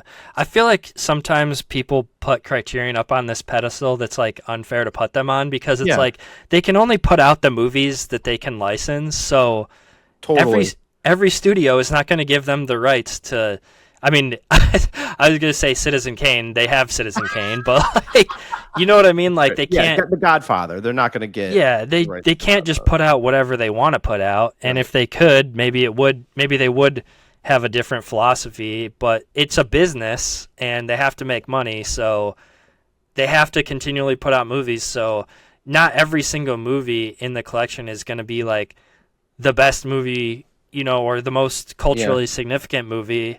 They have to make money, and they can only put out what they get the rights to.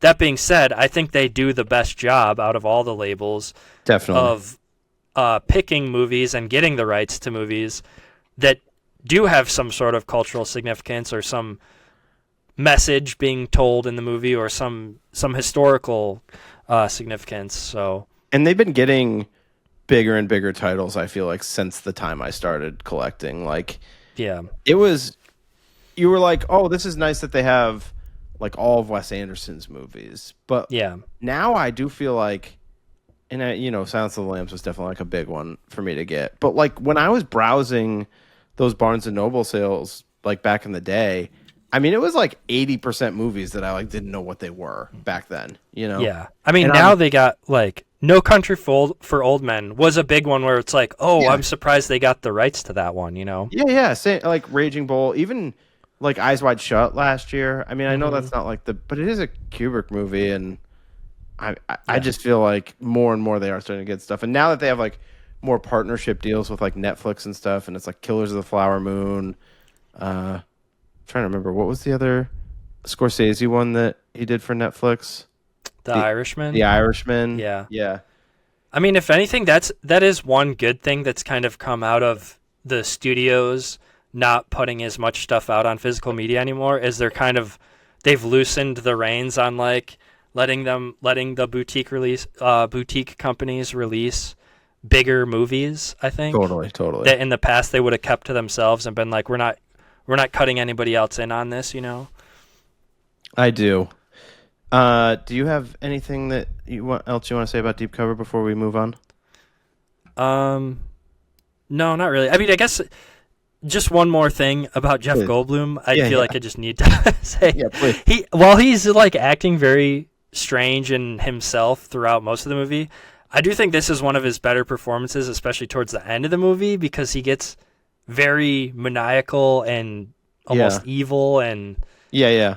I just think it's worth mentioning This that is like it sort of gets a little goofy towards the end, but it kind of reminds me of a movie that you talked about on the show, Carlito's Way, a little bit with the Sean Penn character, like that same type of partnership. You know, it's that movie has a different tone altogether, but I do feel like they have a similar like partnership that gets weird and but this movie, in one sense, has like a really cool vibe, but then it gets like really awkward at times too.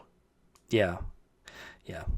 So I high recommend for me. I originally gave it like 3 stars, and I think I bumped it up to 3 or 4.5. So yeah, I gave it 4. I gave Daddy Longlegs 3.5. Because I do like it, but I stand by the part where I'm like I kind of feel like it's entry level Safdie Brothers. Yeah, still definitely worth watching though, for sure. And then this third movie completely knocked me out of my chair. This is another one where I was thinking, like, if it wasn't for Harvey Keitel's performance, this could totally just be an exploitation drive-in movie. Harvey Keitel's performance is absolutely insane in this movie, and like definitely deserves praise. I only gave Bad Lieutenant 4 stars because, and I think 4 stars is a positive score. But I'm saying, like, I would have given it more if there wasn't so much that was hard for me to watch. Like, yeah. I mean, in particular, there's a scene where I won't say what exactly happens, but he has some girls pulled over, and that was like insane. Lindsay was not loving that scene. I think I was like, I watched it downstairs by myself, and I was like, if Chris comes down, I'm gonna have to like fast forward or something. But the movie starts off so unexpected for me in a way. Like, I put it on, and Lindsay was sitting in the room with me, and you hear this voiceover of this guy with kind of like this insane voice, and immediately I'm like, whoa, oh wow, I can't believe this is. And Lindsay's looking at me like, what? And I'm like, listen to who it is. And she's like, what? And I'm like, it's Mad Dog. It's Chris Mad Dog Russo. And Keith, you probably don't know this about me, but one of the reasons why I am sort of into radio and talk radio is from when I was a kid and I was like a Yankees fan. You know, the Yankees during the 90s and stuff were like the big team. And I would just like watch a lot of Yankees coverage. And out of New York City, there was a radio show called Mike and the Mad Dog. And Mad Dog is the guy who you're hearing doing a radio show about the Mets and the Dodgers. Okay. At the beginning of the show. And he's kind of like this eccentric sports personality who was always like kind of over the top and hilarious. But his partner on the show was Mike Francesa, who's in Uncut Gems, the bookie, which is just insane. Like another weird like crossover here. And now I mean, there's just got to be this like cool New York film club that all these guys are part of. Well, I sort of think that it's the Abel Ferreira effect on the Safdie brothers that I'm now realizing. Yeah. That like I definitely was thinking that this was an influence on Uncut Gems after watching it. It's not just the gambling, it's the fact that like a series of a sport is so interacting. Mm-hmm. Like it's such a focal point of what's happening with the story and with the character. In this, I think this is a fictional 7-game series. I tried to do some research on this. So the movie does take place in the 90s. The Dodgers did play the Mets in the National League Division Series in '88. I'm going off my memory from my research earlier. But it wasn't but the Dodgers won the series. It wasn't that the Mets were down 3-0 and came back and won it in 7, which is what happens in the movie. Mm-hmm. And in '92, it was 2 completely different teams.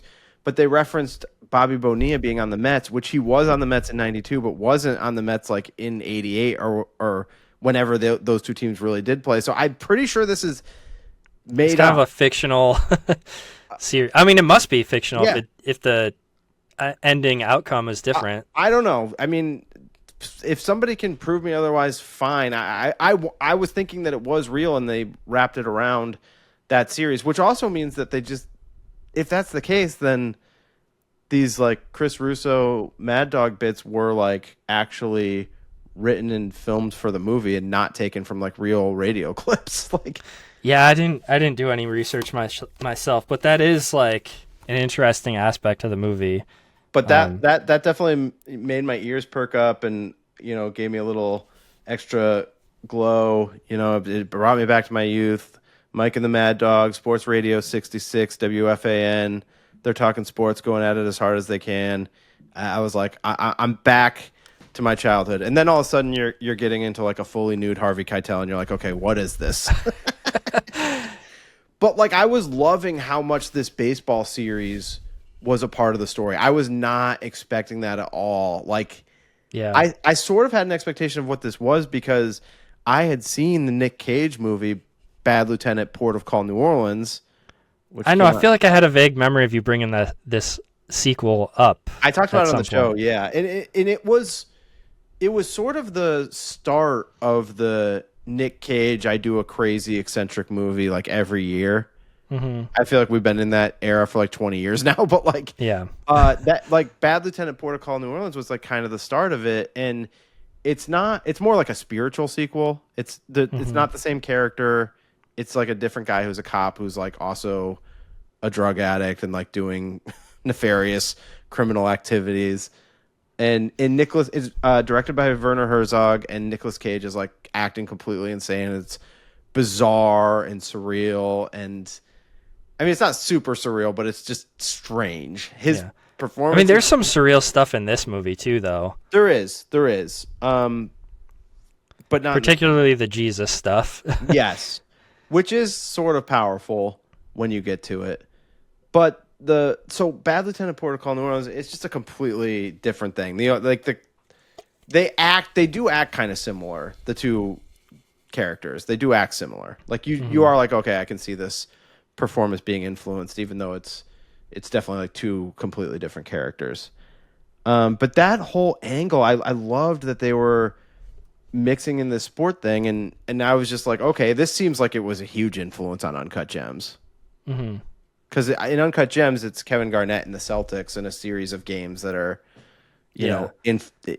And, I mean, everything. also just a degenerate gambler who literally cannot stop himself. You know. Yeah. So I was thinking to myself, like, luckily I'm not into gambling because, you know, as discussed, I do have some compulsive behavior when it comes to like collecting and buying movies and whatnot. Now that's why you set the limits and you operate within those limits. I don't have how can I say this?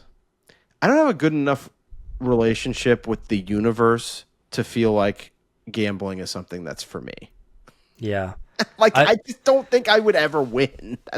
That's yeah. I'm not a big time gambler either. I'll play like roulette or like cards and stuff once in a while, but like, or the slot machines or something. My mom likes going to the casino, so I've gone to the casino with my mom and brother, and Chris has come with us a couple times. But like, I'll go hang out at a casino. I mean, you and me were at a casino in the Pacific Northwest somewhere. I don't know, wherever the hell we were. And I don't know if you remember this. I feel like that was a Britney thing. Yeah, it was. And I had a fine time hanging out there. You know, we I think you and me ended up sitting at like one of the bars that just had like video poker like built into it at a certain point, and we were just like playing that for a few minutes or whatever. But like, also while we were there, I was confiding in you that I was like, I just like if I was ever gonna gamble, I'd do the tables because they seem cool, but I can't do it. Like I'm too intimidated. The sports betting thing is very intimidating. Like I don't understand. Like there's parlays and like all these intricate things that you're betting on. You're like, especially in Uncut Gems where they're betting on like who gets like the first tip off and like stuff like that.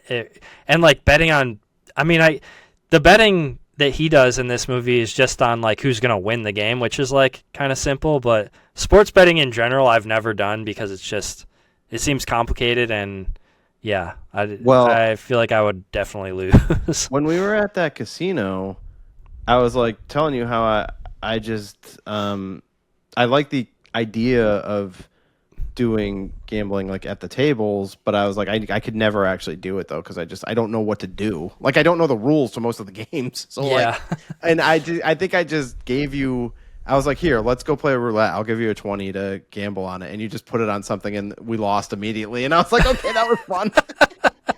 Yeah, that's the thing. It's very unsatisfying when you lose. So It's like, okay, yeah, that was cool. But yeah, so I'm not really into gambling because I just don't feel like I'm going to win. And when we were talking earlier towards the opening of the show, just about like the compulsion of buying movies, and like sometimes I get that urge, like, oh, there's an emptiness in my collection because I don't have like this isn't the case, but let's say like there was a David Lynch movie that I didn't own, and I'd be like, oh, I need it. You know what I mean? You get that feeling. Or like the 4K comes out and you're like, I need that. Yeah, and it just like it eats at you. But I think about people with like gambling addictions, and like I listen, I'm very grateful to not have that compulsion, but I do feel for people that get sucked into that. And yeah. Oh my gosh, this Harvey Keitel character is just out of control. Yeah, and not just with gambling either, the drugs too. A lot of drug use in this movie. Definitely. I don't know. Did you know that a co-writer, or I think maybe writer on the movie, was Zoe Lund? I did see that, who also, I guess, co-wrote that Miss 45 or whatever with him. Yeah, and I think she's the actress from it too, like the main lead actress. And I think she plays plays the girl who Harvey Keitel is like shooting up with. And isn't there a nun in Miss 45 too? That's the one we talked about. She's the nun. No, she's dressed up as a nun on the cover, okay. But that's just like she goes to a Halloween party. Gotcha. Dressed up as a nun, so she's not always dressed up like a nun. There is a nun in this movie as well, and yes, things do not go well. With the nun. I mean, we didn't really give like a plot synopsis, but basically Harvey Keitel is just this degenerate gambler, drug addict, and he owes a bunch of money to some mob loan shark guy. Not a loan shark, I don't know what you call that, like somebody who takes bets, bookie or something, I don't know. Yeah, bookie. You have the Kino 4K, right? I do, yeah. So yeah, he's just a drug addicted gambler, and basically this nun gets assaulted by two men, and a reward is set for, I think it's like $50,000. And when Harvey Keitel finds out about this, he's like, oh, if I figure out who these guys are, I can go and collect that reward money and pay off my debts or whatever.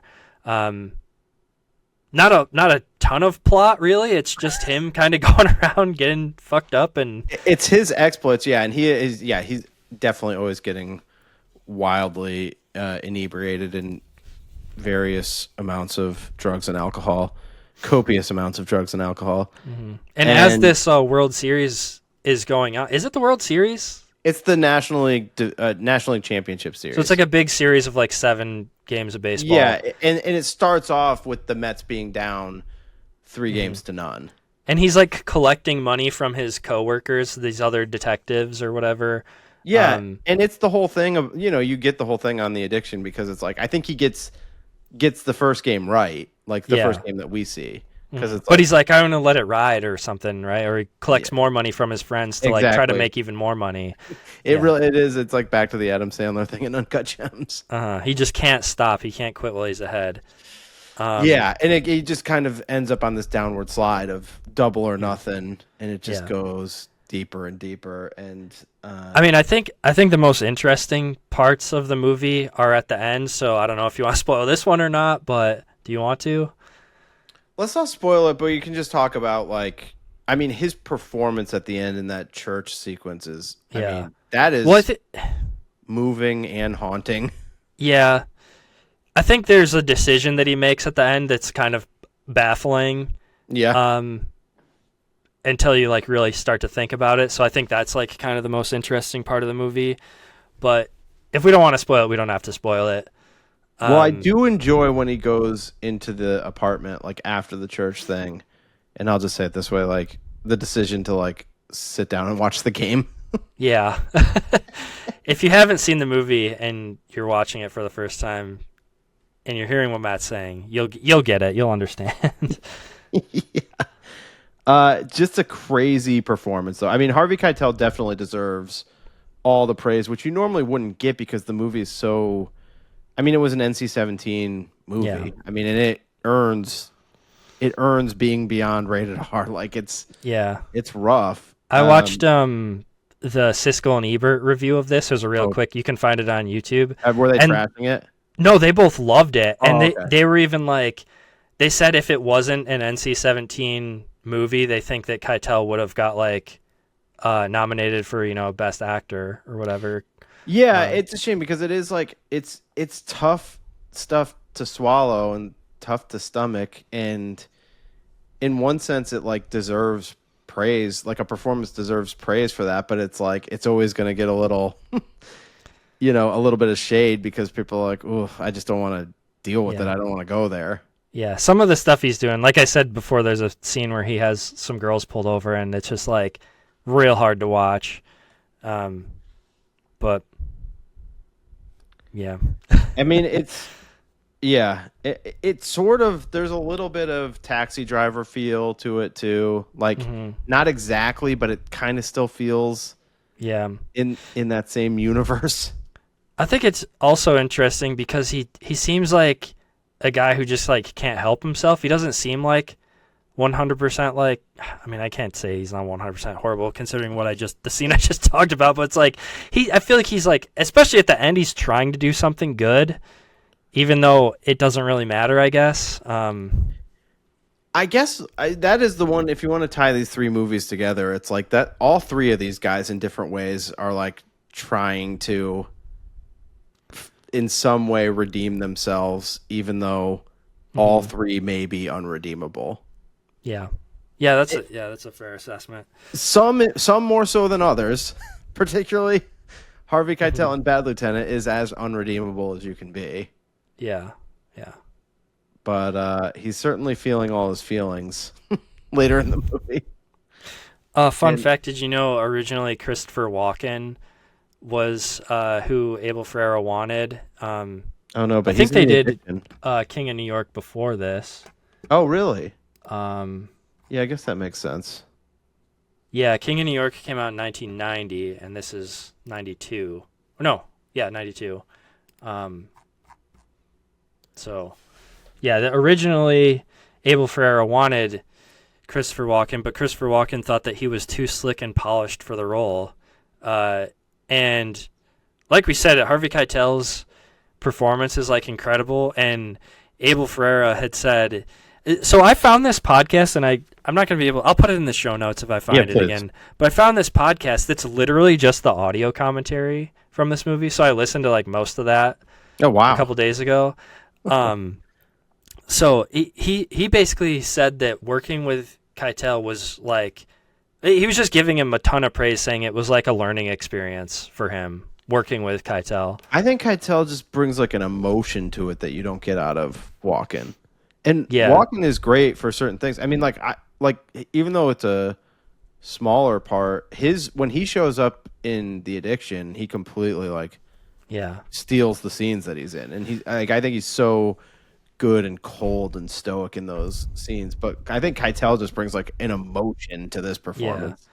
I think Christopher Walken, probably would have been a little bit more cold and cool, and you probably might not have gotten the internal struggle that is going on with the character. I think that was one other thing I was thinking about too that I just want to mention real quick is like, I think it's interesting that you don't get any scenes.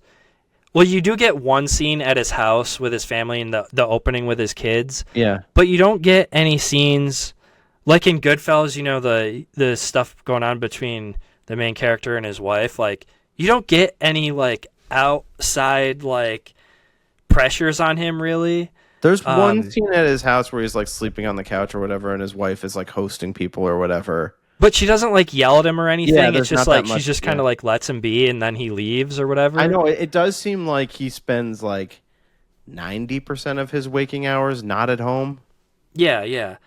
I don't know why I was thinking about this though. I was just like, it's interesting that you don't get any scenes of him fighting with his wife about him not being home all the time, or he doesn't get it. Like in any arguments with his like superiors at work for being on drugs all the time and like gambling and stuff. It's like the conflict is all within himself, really. That's true. He does get some weird side eye from his colleagues at certain points. Yeah, but you never get any scenes where it's like where his superior's like, you better get your shit together or we're gonna can you, you know? Well, at least in cop criminal movies, I do feel like there's a lot of cop movies where there's this concept of cops being like almost as bad as the criminals. In this case, it's like definitely at least as bad, if not way worse. Yeah. But like in this, but I do feel like in a lot of the movies, I don't know how it is in real life, but at least the movies portray this idea of just like there's almost this boys will be boys attitude about it. Yeah. Where the other cops are like, yeah, he's a little bit of a problem, but that's just, I can't remember. What is Harvey Keitel's character name in this movie? Do you remember? No, that's a cool thing. They just call him LT. Oh, they just call him LT. Yeah. They're like, that's just LT being LT. Yeah. Kind of the attitude. And it's like, okay, whenever somebody says that about somebody, it's not a good thing. Yeah. Yeah.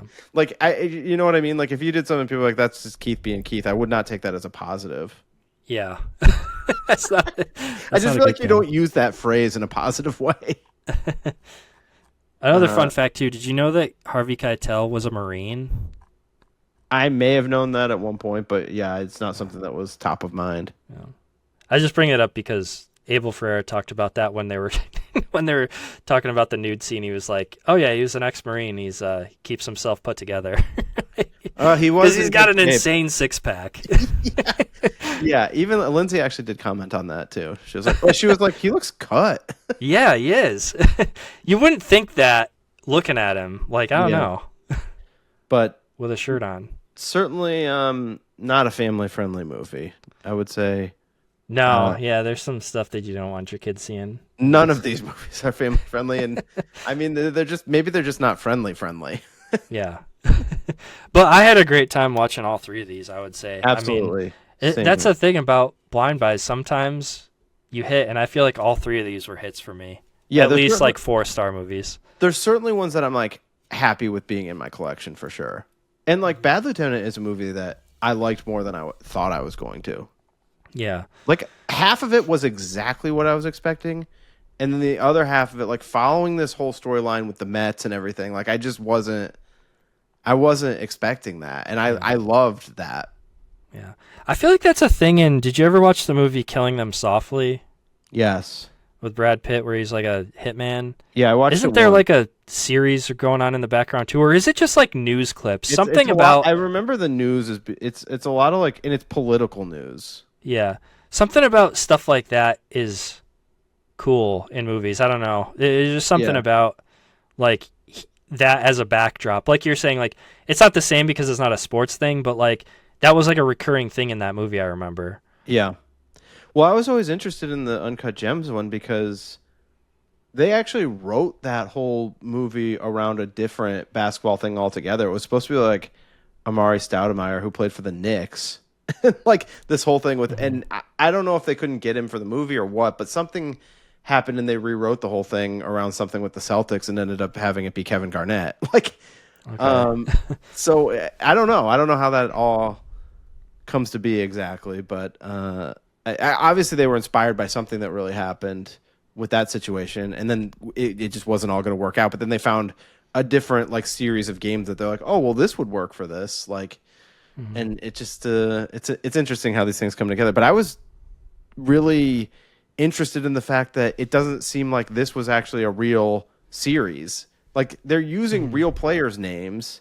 Yeah, but this series, like they say, Darryl Strawberry and David Cohn and Dwight Gooden, who, by the way, all these guys played for the Yankees in the 90s too. Like they must have all left the Mets and played for the Yankees in like the second half of the 90s. Because when I was watching the Yankees when I was like a little kid, like 3 of those players that were on the Mets. When Strawberry was playing for the Dodgers, he also played for the Yankees. I think he played for the Mets too, but that was taking me back to my youth. Nothing else about this movie was taking me back to my youth, but just hearing Chris Mad Dog Russo talking about sports and just the baseball from this time period. Even though this, I didn't get into it until like 95 and this was 92. So that was striking a twinge of nostalgia for me. Nothing else about the movie. There was nothing else about the movie that I related to in any way. All right. Anything else on Bad Lieutenant or any of these other movies you want to talk about? I think that's good. I tried to time. I think these things happen as we do a show about movies, and it seems like a lot of times we find these weird little connections and little through lines. But that was unexpected to get like the Safdie, Abel Ferreira. Like there was a weird amount of connection between these movies that I would certainly say was not something that either of us were planning on. Yeah, no. I feel like it all started with the King of New York thing too, because I was like, I saw this really funny video of an Abel Ferreira, like just cuts from the Abel Ferreira's audio commentary on King of New York, and I sent that to you guys. Yeah. And because I saw that, I was like, you know what? I think I'm gonna watch Bad Lieutenant tonight, and that's how this all started. Yeah. Next episode, I do think we need to commit to doing something a little bit more mainstream. Yeah. Just to mix it in. And also like not this messed up. We need like a little bit of a cleanse. Yeah. If you can't tell by this conversation now, we kind of fly by the seat of our pants, like the dad and Daddy Longlegs when we're planning this show out. Yeah, like, sometimes it's like 4 days before we're supposed to record. It's like, what are we doing? Yeah, exactly. I don't know. I like that. I like that element of the show. It keeps it fresh and fun for us. That's like the Cassavetes in us. We're just like crazy experimental auteurs where we're like, the art is what you make it on the fly. All right. Well, I had fun doing this. I think it's fun to like switch it up every now and then. Even though I think the last episode we did was kind of not a normal episode too. There is no normal anymore, Keith. Yeah. We're in Maybe we'll do another one of these because it did put like a significant dent in the movies that I had like high up on my list of blind buys that I just hadn't watched yet. So. All right. Well, I still have a huge list of blind buys. All right, maybe we'll do a couple more episodes like this where we just knock out blind buys. Yeah. Obviously, no homework this week. So, Matt, do you have anything else you want to say about any of these movies or anything? No, I think we can wrap it up. Why don't you bring us home, buddy? All right. Thanks, everybody, for hanging out with us. You can find us on Instagram at High Volume Video. If you're listening on Apple or Spotify, we're also on YouTube at High Volume Video. I think you could also just search Return to VideoTech and our stuff would come up. But yeah, thanks for hanging out. We'll catch you in the next episode. Peace. Say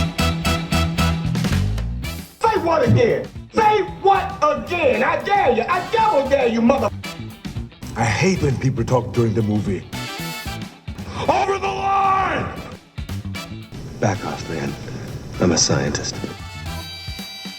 Wise man say forgiveness is divine, but never pay full price for late pizza. Return to VideoTech.